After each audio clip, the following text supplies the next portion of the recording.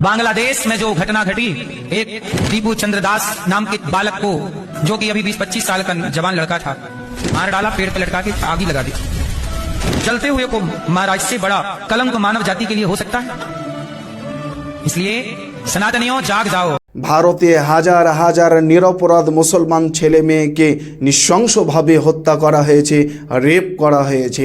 তার আমি কয়েকটি লিস্ট আপনাদের সামনে তুলে ধরছি।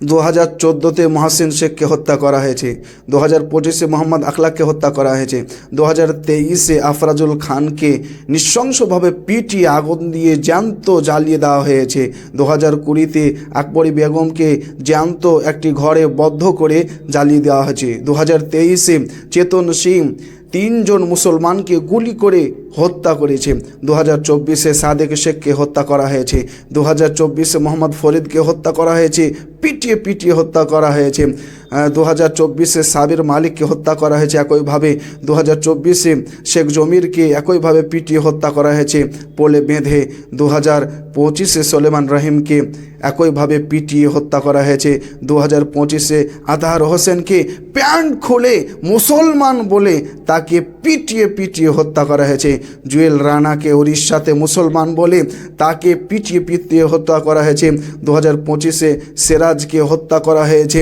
শুধু মুসলমান বলে, 2025-এ সাগর শেখকে পিটিয়ে পিটিয়ে হত্যা করা হয়েছে, 2026-এ রমজান শেখকে পিটিয়ে পিটিয়ে হত্যা করা হয়েছে শুধু মুসলমান বলে, 2026-এ হেনা পারভিনকে ধর্ষণ করে, হেনা পারভিন একজন বিধবা, তাকে ধর্ষণ করে নৃশংসভাবে হত্যা করে দিয়েছে। কারা এগুলো করেছে? উগ্র হিন্দুত্ববাদীরা। 2026-এ রিঙ্কু শেখকে হত্যা করা হয়েছে শুধু মুসলিম বলে, আয়েশা খানকে 2026-এ মাত্র 4 বছরের শিশু কন্যাকে গ্যাং রেপ করে ছাদ থেকে ফেলে একেবারে ফিনিশ করে দিয়েছে। 2026-এ সুফিয়ানকে হত্যা করা হয়েছে, তাবরেজ আনসারিকে হত্যা করা হয়েছে, আসিফা বানুকে গ্যাং রেপ করে তাকে হত্যা করা হয়েছে, বিলকেস বানুর সামনে তার পরিবারের 7 জনকে নৃশংসভাবে হত্যা করা হয়েছে, এমনকি তার পেটের বাচ্চাকেও নষ্ট পর্যন্ত করা হয়েছে। এই তো কয়েকদিন হলো 2026-এ 7 জানুয়ারি বুধবার রাতে পাপ্পু আনসারিকে নৃশংসভাবে পিটিয়ে পিটিয়ে হত্যা করা হলো। আমি বলতে চাই, উত্তরপ্রদেশে একজন মুসলিম যুবক হিন্দুকে গুলি করে হত্যা করে দিয়েছিল রাগান্বিত অবস্থায়, তো ওই ব্যক্তির ফাঁসির সাজা ঘোষণা হলো। আর এতগুলো মুসলিমকে যারা হত্যা করলো উগ্র হিন্দুত্ববাদীর দলেরা, কই তাদের ব্যাপারে সাজা কই? অলরেডি তাদেরকে যারা রেপ করেছে, যারা হত্যা করেছে, তাদেরকে ফুলের মালা দিয়ে বরণ করা হয়ে গিয়েছে, তাদেরকে সিংহাসনে বসিয়ে বরণ করা হয়েছে।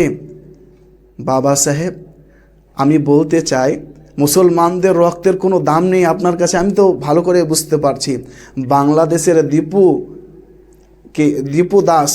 দীপুচন্দ্র দাস সে হিন্দু, ওই জন্য আপনার দরদ উঠছে। আর ভারতের রামনারায়ণ সে কি হিন্দু নয়? তাকেও তো পিটিয়ে হত্যা করা হলো, তার ব্যাপারে তো আপনার দরদ উঠছে না, কারণ আপনি রাজনীতি করছেন বাবা সাহেব।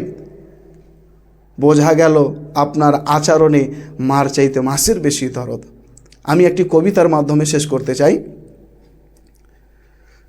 একই দেশের মাটি ও জল, একই হাওয়া পাই, হিন্দু হোক বা মুসলিম মোরা সবাই সবার ভাই ভাই, নাম আলাদা হলেও মোদের রক্ত সবার লাল, নাম আলাদা হলেও মোদের রক্ত সবার লাল, মিলেমিশে থাকবো মোরা সুখে চিরকাল, রাজনীতির সব বিষ ভুলে চলো হাতে হাত রাখি, সবার ওপরে মানুষ সত্য এই বিশ্বাসে বাঁচি, এক থেকে আসি মোরা জগৎবাসীকে ভালোবাসি। আর অন্যায়কারী যেই ধর্মেরই হোক না কেন, আমরা আইনের মাধ্যমে তার উপযুক্ত শাস্তি চাই।